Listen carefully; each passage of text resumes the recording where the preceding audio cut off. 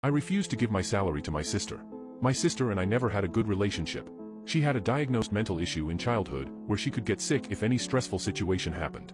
Initially, this didn't bother me because it wasn't her fault, and I did my best to avoid conflicts to prevent triggering her symptoms. However, when she reached an age where she understood more about her condition, she started pretending to get stressed in any situation, which usually made my parents side with her, turning her into basically a queen at home, someone who couldn't be questioned or ever be wrong. This led to situations where she would take my things and not return them, break things in the house and blame me, and even take my food while everyone was watching and eat it in front of me. Whenever I tried to confront her, she pretended that her illness was flaring up, and at that moment, my parents would step in to defend her and put me in punishment, no matter how outrageous her actions were. When there was no one around to defend her, she would just laugh at me and mock me, saying that no matter what she did, they would always be on her side.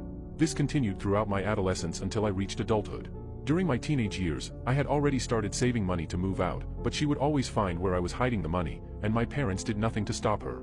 So, I asked them to help me open a bank account, but my sister overheard this, started pretending that her illness was acting up, and said she didn't want me to do it because she wanted to keep taking my money, and of course, my parents obeyed her.